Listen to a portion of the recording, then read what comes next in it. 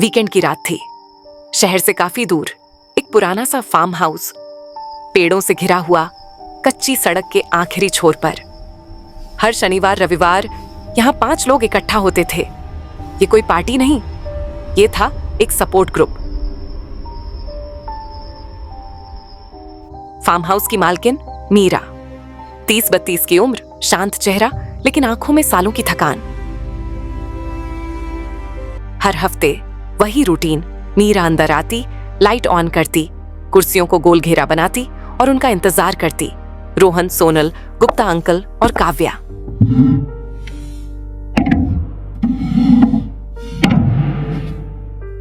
अरे, मैंने ताला बंद नहीं किया था क्या कल? याद नहीं आ रहा। आज भी वही रात लग रही थी। कम से कम मीरा को तो ऐसा ही लग रहा था। मीरा ने कमरे में नजर घुमाई। शायद मैंने ही ऐसे छोड़ दिया होगा। कल की रात वैसे भी बहुत थकान थी। दीवार पर लगी घड़ी एक ही समय पर रुक चुकी थी। रात 11:47 मीरा ने देखा, फिर कंधे उचकाकर इग्नोर कर दिया। आज सबको बोलूंगी टाइम पे आया करें। हर बार मैं ही पहले आ जाती हूँ।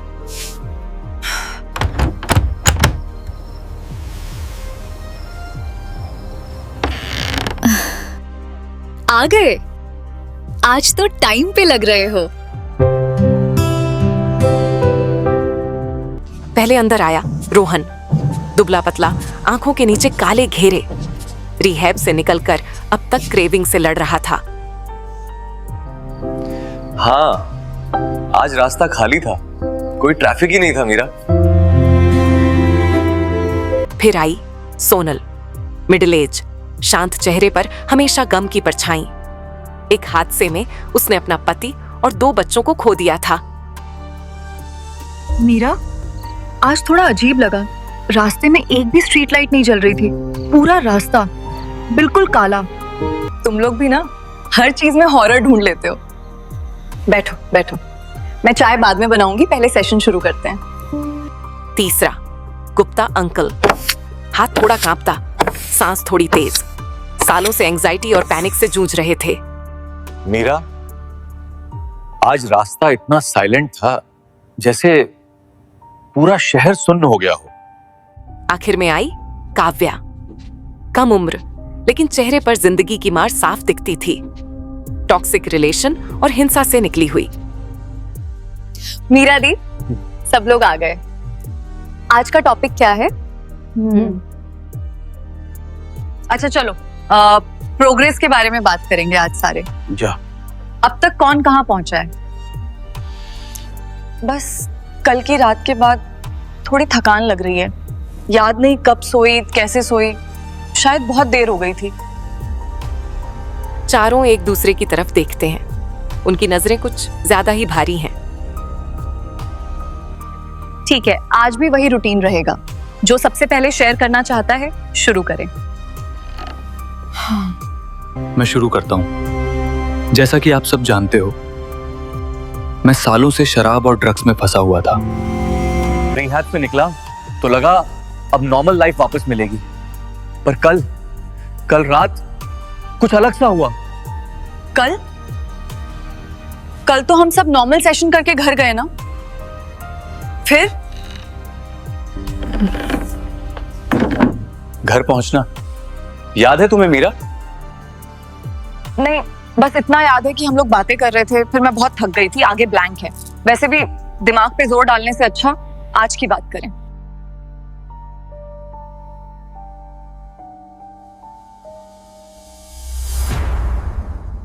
मीरा, तुम जानती हो मैं क्यों आती हूँ यहाँ? क्योंकि मेरे पास अब घर कहने लायक कुछ नहीं बचा। मेरे पति, बच्चे, कल रात पहली बार मुझे लगा कि मैं उन्हें फिर से देख पाऊंगी जब मैंने अपना ही शरीर स्ट्रेचर पे पड़ा देखा। सोनल, ये सिर्फ ट्रूमा फ्लैशबैक है। हम कई बार अपने आप को बाहर से इमेजिन करते हैं। कमरे में एक ठंडी हवा चली। पंखा चल रहा था, फिर भी हवा उल्टी दिशा से जैसे टकरा कर गुजरी। नहीं मीरा, वो फ्लैशबैक नहीं था।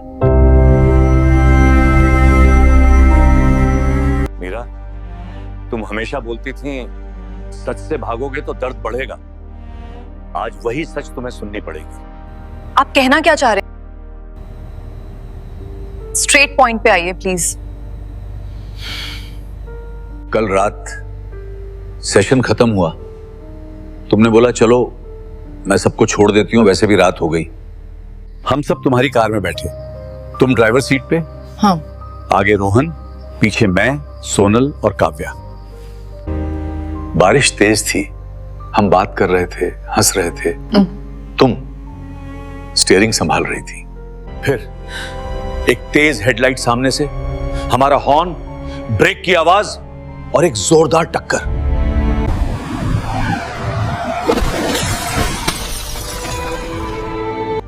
बस बस स्टॉप। मुझे ये सब नहीं सुनना। ऐसा कुछ भी नहीं हुआ था दी। और तुम उसके बाद कुछ नहीं बोली।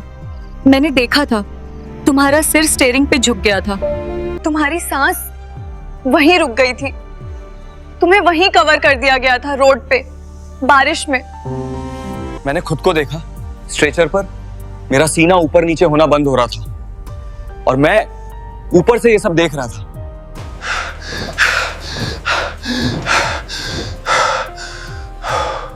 मेरे कमरे में मॉनिटर बीप कर रहा था, फिर अचानक सीधी लाइन आ गई। मैंने खुद के चेहरे पर सफेद चादर गिरते देखी और मैं ऊपर से ये सब देख रहा था।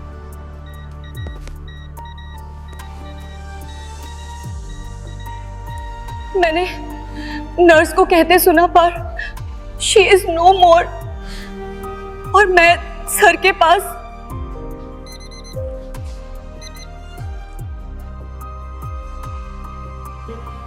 मैंने अपने हाथों के सारे निशान देखे, कांच के टुकड़े, खून और फिर सब ब्लैंक। कमरे में सन्नाटा भर गया। बस दीवार की घड़ी जो अब तक रुकी थी अचानक टिक टिक करने लगी। अगर तुम लोग मर चुके हो तो यहाँ कैसे बैठे हो? ये कुर्सियां, ये कमरा, ये लाइट, मैं तुम सबको देख रही हूँ, सुन रही हूँ। वही तो पॉइंट है मीरा, ये जगह, ये कमरा अब शायद सिर्फ हमारे लिए है। ये फार्म हाउस शायद अब रियल वर्ल्ड का हिस्सा नहीं है दी, ये बीच की जगह है, जैसे तुम्हारा सपोर्ट, जिनमें लोग आते हैं पुरानी जिंदगी छोड़ने और नई शुरू करने। बस फर्क इतना है, हमारी नई जिंदगी इस दुनिया में नहीं होगी।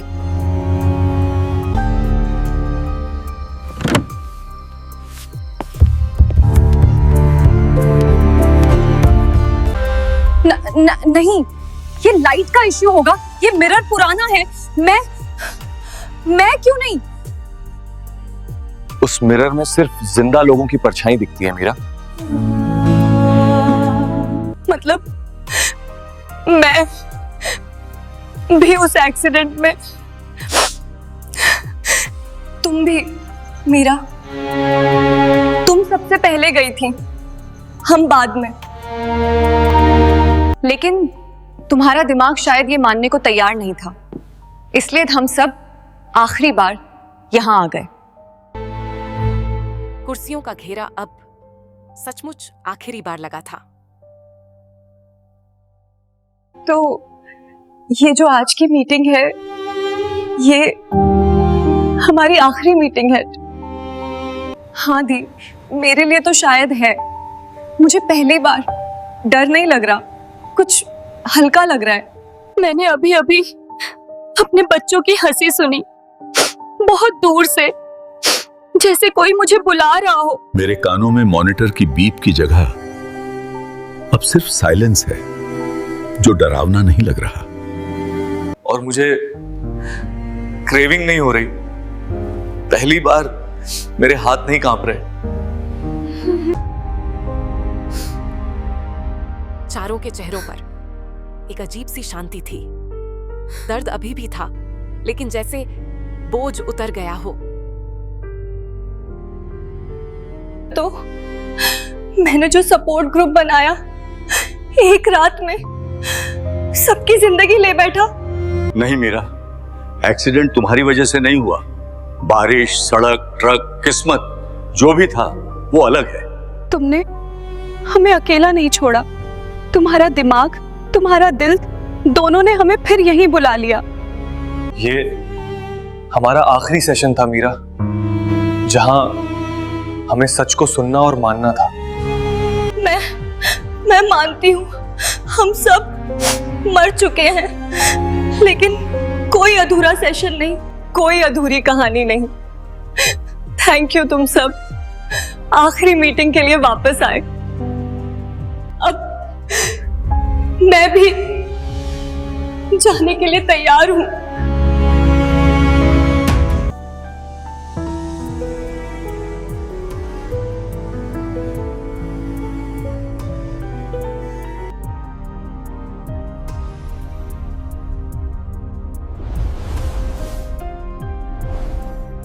कहते हैं उस एक्सीडेंट के बाद अंदर कोई नहीं आता जाता, लेकिन बरसात की कुछ रातों में लोगों ने खिड़कियों से हल्की रोशनी देखी है।